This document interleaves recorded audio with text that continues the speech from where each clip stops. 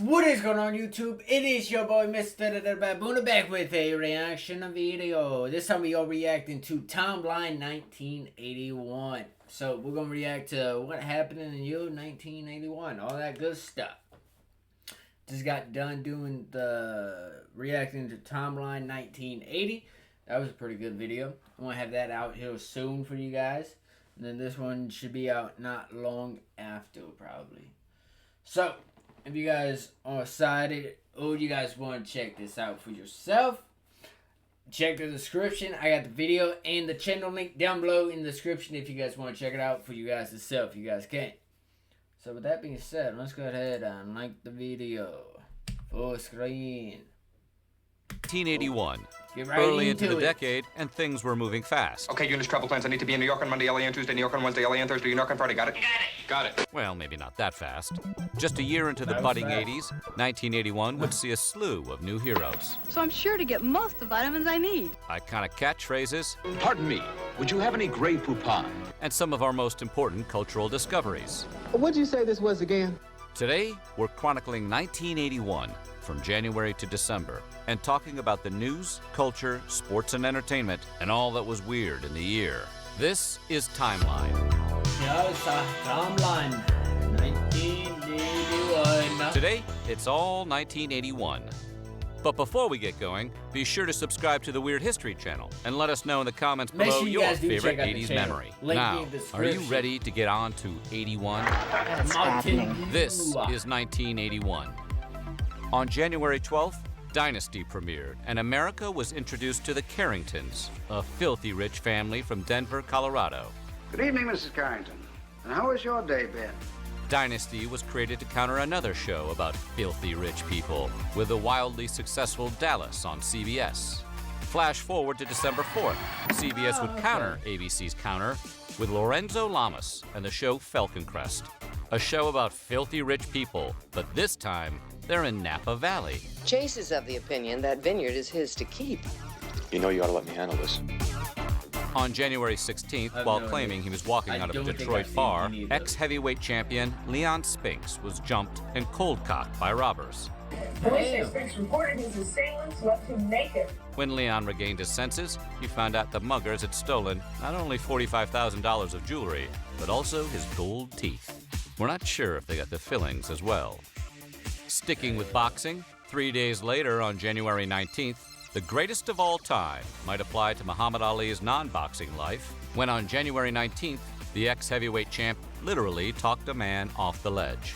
It was in Los Angeles when a despondent man threatened to jump off a high-rise building. Ali drove down to the building and talked to the man, telling him, "You're my brother. I love you, and I couldn't lie to you." Soon after, Ali put his arm around the man and guided him back inside. We'll see Ali again by the end of the year. On January 20th, Iran released 52 Americans who had been held hostage for 444 days. Iran released 52 Americans who had been held hostage for 444 days, just minutes after the presidency had been passed from Jimmy Carter to Ronald Reagan. The hostages were placed on a plane in Tehran as Reagan delivered his inaugural address. Some of the hostages are physically and mentally tired. 2 of them are said to be having difficulty walking. With gull-wing doors and a stainless steel body, the DeLorean was probably the most 80s car ever. The DeLorean.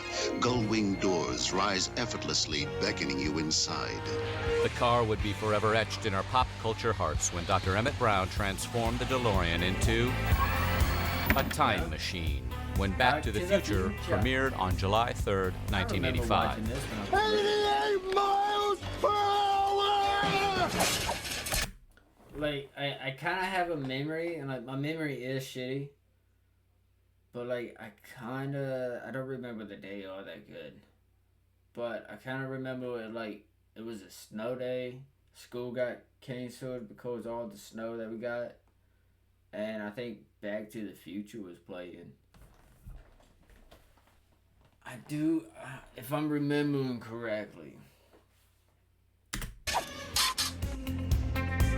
February proved that life is indeed a stage as the Canadian power rock trio Rush released Moving Pictures on the 12th. After this, air drumming would never be the same.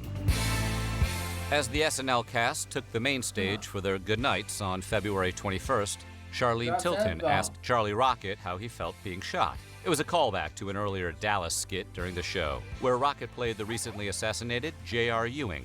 I'll get that Charlie Rocket if it's the last thing I ever do. Rocket told Tilton, "Oh man, it's the first time I've ever been shot in my life. I'd like to know who did it." Whoops. Rocket was fired before the season finale.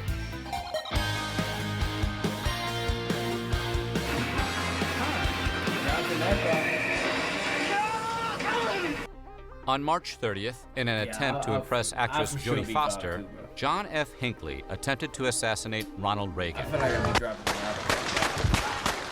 Reagan was shot in the left lung, with the bullet just missing his heart. In the melee, Hinckley also shot a Secret Service agent, as well as Press Secretary James Brady, who was hit in the head. I think I learned about this in school. I do believe. Or was that out of school? I don't know. I think I do remember learning about this though. Head and critically wounded. James Brady's injury would eventually turn into law. 12 years ago, my life was changed forever by a disturbed young man with a gun. On November 30th of 1993, President Bill Clinton signed the Brady Bill into law. Don't tell me this bill will not make a difference. That is not true. On April 13th, the Washington Post's Janet Cook was awarded the Pulitzer Prize for a feature she wrote titled Jimmy's World. It was the harrowing profile of the life of little Jimmy, an 8-year-old heroin addict. She described the needle marks freckling the baby-smooth skin of his thin brown arms. Shocking, yes. It would have been, if it was true. 2 days after the prize had been awarded, the Post admitted they were duped. Cook resigned and returned her Pulitzer. AAA baseball teams, the Pawtucket Red Sox and the Rochester Red Wings, played the longest game in professional baseball history. The pitching duel went 33 innings and lasted 8 hours and 25 minutes. Over 32 innings were played. By 4 a.m., the players were delirious from exhaustion. With 19 fans left in the bleachers at 4:07 a.m., the game was stopped. The 33rd and final inning was played several months later. Pawtucket won the game 3-2 on June 23, 1981. On April 24th, the Center for Disease Control records that Ken Horn, resident of San Francisco, had Kaposi sarcoma. Later in 1981, the CDC would go back and correct Horn's medical records, retroactively identifying him as the first patient of the AIDS epidemic in the U.S. On May 1st, Billie Jean King didn't so much come out of the closet as she was kicked out by the woman she had a 10-year romantic relationship with while she was married to a man. King, already a world-class tennis champion with 5 Wimbledon titles under her belt when on May 2nd, Marilyn Barnett filed a palimony lawsuit for lifetime support. But I would never out somebody. Oh my God, that's just horrible. On May 1st, American Airlines was the first.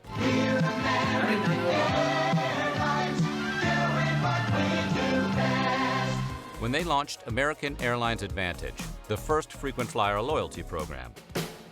Money can't buy life were Bob Marley's last words to his son Ziggy. Marley passed from skin cancer. The melanoma had spread from under his toe, a symptom of already existing cancer, not by an injury during a football match as the incorrect reports first stated. Marley was only 36 years old when he passed. Flash forward to 3 years later on May 8th of 1984, when Bob Marley's Legend would be released, which would end up in just about every college student's music collection ever. On May 13th in St. Peter's Square in Vatican City, Mehmet Ali Agca attempted to assassinate Pope John Paul II. The Pope was struck 4 times, suffering severe blood loss. Agca was immediately apprehended. Willing to turn the other cheek, the Pope visited Agca in the prison cell he was to spend the rest of his life. They spoke privately for some time, and the Pope said they became friends. The Pope later requested Agca's pardon in 2000, which Italian officials granted. He said this week that he'd applied for Polish citizenship, but had been turned down. Originally written in 1974 for Rod Stewart, Betty Davis Eyes by Kim Carnes would hit number 1 on May 16th and stay on the charts for the next 9 weeks. You'll find MrBaboon in the middle is swimming in sauce. It's McRib. Very few fast food culinary creations have quite the lore around them as the McRib. A creation of both an animal scientist and a fine dining chef, the McRib is the fast food white whale, a appearing seemingly at random and disappearing just as quickly. The McRib would go on to be on and off McDonald's menu for years, first vanishing in 1985. Only here for a limited time. But returning in 1994. This May, it's McDonald's McRib sandwich. Then doing farewell tours in 2005. It's McRib time. 2006. McRib is back. And 2007. It's back. The McRib. It's hard to be sad about something that's gone when it's never really left. A daredevil by the name of Daniel Goodwin climbed the Sears Tower in Chicago, all while wearing a Spider-Man costume on May 25th. Goodwin was able to climb the 1,454-foot, 110-story building, not from being bitten by a radioactive spider, but by using suction cups and hooks. After he triumphantly reached the summit of Sears, Goodwin was greeted with handcuffs. Spider-Man was charged with misconduct, criminal trespass, and criminal damage to property. Dan Goodwin has captured the imagination of the public as well as Sears. The month of June featured a mix of famous media moments. Like, hell no, I could never fucking climb a building like that, bro. Nah, I'm good. Fuck that. Sometimes I feel I'm scared to live. Snakes. I have seen that. Snakes. You cannot be serious! That ball was on the line. Chalk flew up. The Solar Challenger succeeded in completing the 165-mile flight across the English Channel on July 7th. It was the world's first solar-powered airplane to do so. Oh, how sweet it is. Because on the same day, artificial sweetener, or aspartame, was approved by the FDA. 2 days later, on July 9th, the barrel-throwing gorilla, Donkey Kong, made his debut appearance in arcades across America. Creator Shigeru Miyamoto was tasked with redesigning a game called Radar Scope, based on the love triangle between Popeye, Olive Oyl, and Bluto. Nintendo couldn't get the rights to the characters, so the game was repositioned as a gorilla, a carpenter, and his girlfriend. Flash forward to 1982 when Donkey Kong Jr. debuted. The carpenter would be changed to a plumber, and his name was switched to Mr. Video, then Jumpman, and finally Mario. Extra fun fact, Mario was named after Mario Segale, the landlord of a Nintendo warehouse in the Seattle area. Kurt Russell stars as Snake Plissken in John Carpenter's science fiction action classic, Escape from New York.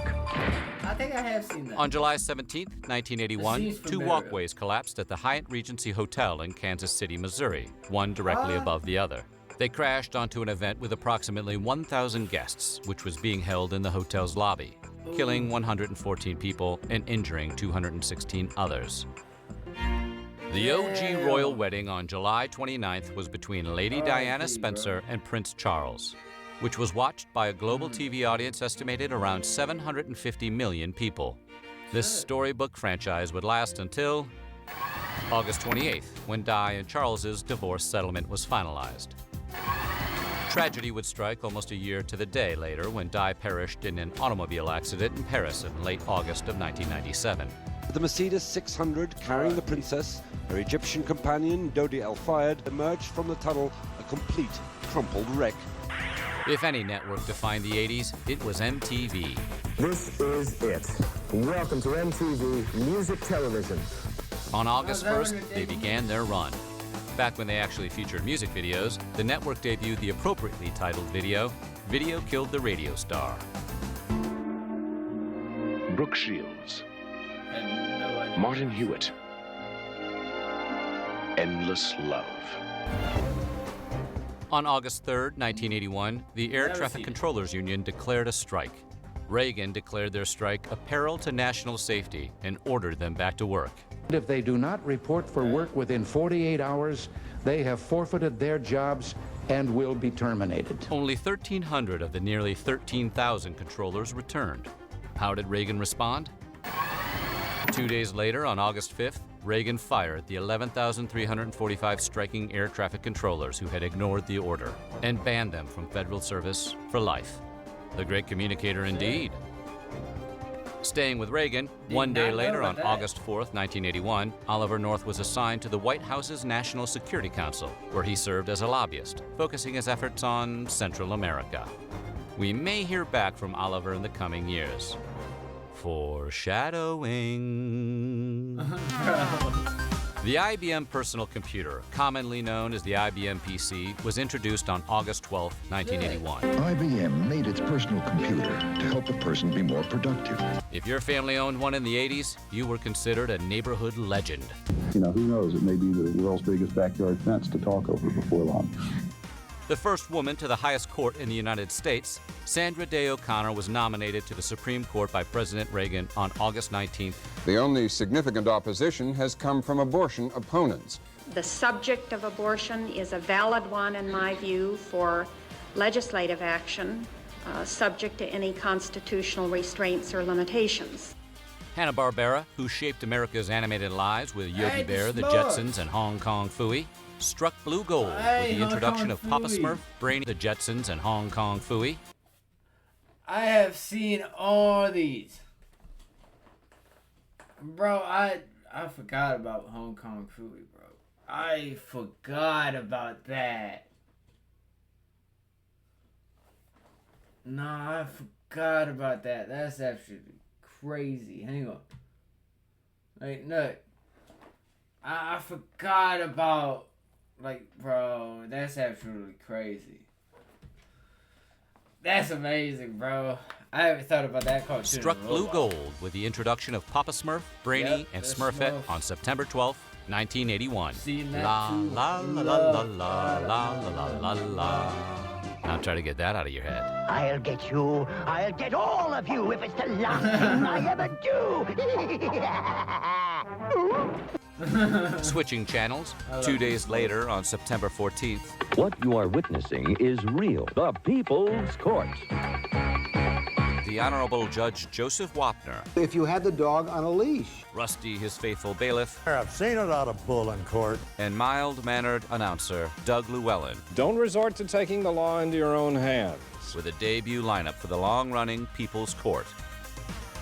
Los Angeles Dodgers pitcher and rookie phenom Fernando Valenzuela threw his 8th shutout of the season, tying a 68-year-old record set in 1913 by Reb Russell of the Chicago White Sox. Recorded by Olivia Newton-John and released as a single on September 28th, Physical not only flew to #1 on the U.S. Billboard Hot 100, it stayed there for 10 weeks, like an 80s record. That, right? Sticking with music, a relatively unknown multi-instrumentalist by the name of Prince was the opener for the Rolling Stones at the Coliseum in Los Angeles. The Sun-Baked Stones audience was rowdy, booing Prince off the stage, pelting him with bottles, fruit, coins, and food. Damn. Flash forward to June 25th, 1984, when Purple Rain would debut. The album would go on to sell over 17 million copies throughout the 80s. On October 20th, the Weather Underground organization, commonly known as the Weather Underground, had 3 of its members arrested after the robbery of a Brinks armored car at the Nanuet Mall in Nanuet, New York. The trio stole $1.6 million in cash, killed a Brinks guard, 2 police officers, and wounded several bystanders. Although Lars Ulrich met James Hetfield 5 months earlier when he answered an ad the drummer placed in The Recycler, looking for other metal musicians to jam with, Metallica became a band on October 28, 1981. The band would play its first gig on March 14, 1982, at Radio City in Anaheim, California, a couple months later after they recruited Dave Mustaine as their lead guitarist. On November 16, 1981, soap opera General Hospital presented the marriage of Luke and Laura, which was watched by 30 million viewers and remains the highest-rated hour in American daytime soap opera history. We go to a yacht off the coast of Catalina Island, where on November 29th, actress Natalie Wood was on a yacht with her husband, actor Robert Wagner, her friend, actor Christopher Walken, and the yacht's captain when she mysteriously disappeared in the middle of the night. Wood's body was found a mile away the next morning, and her death was ruled an accidental drowning, despite a litany of suspicious facts and contradictory accounts from her 3 companions. Now, we've said from the beginning that we don't think she was knocked unconscious when she went in the water. The LA County coroner ruled Natalie Wood's death that it was an accidental drowning. However, when the case was reopened in 2011, the new report could not conclude whether or not Wood's injuries were accidental. Wagner and Walken have always maintained they don't know what happened. The cause of death was changed from accidental drowning to undetermined. More true crime after spending nearly 5 months on... But I do remember, hey, that was like years ago. Years and years ago when I first learned about that, and I read on it and did some research and stuff. Like I truly don't know what could have happened. I mean, you know what I mean? It is definitely a mystery. It really is. Unless, has anyone is there any update on that of this year? 2024. Do we have an update on that? I actually don't know. On the run, adult film star John Holmes was arrested in Florida on December 4th, 1981, for his involvement in the June 29th home invasion, armed robbery, and murder of a small gang of big-time drug dealers, which would become known as the Wonderland Murders. Bro, it was on December 11th, Muhammad Ali's days as a boxer ended with a loss to Trevor Berbick. It was estimated that the champ, who was already showing signs of Parkinson's in 1981, had absorbed 200,000 hits during his career. Unanimous decision for Trevor Berbick. As far as Trevor Berbick goes, we'll see his part in the boxing record books later, but that's for another year. We're going to 1982 next, where a future sports icon would get his first shot on the biggest stage. A weatherman from Indiana would change late-night TV, and America would start dancing to zombies.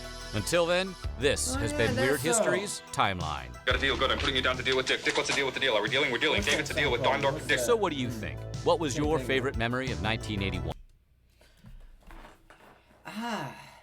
That was also like definitely a crazy year, I would say. Let me know what your guys' thoughts are. Good video, really good video, I will say. Really well edited and done and everything. Really well done. I really enjoyed it. Really enjoyed it. If you guys want to watch the video, which I will recommend, go check out this channel, watching the videos and stuff. Definitely do that. I have the link for the video and the channel down below in the description. If you guys want to watch it, you guys can. With that being said, that is going to do it for this video.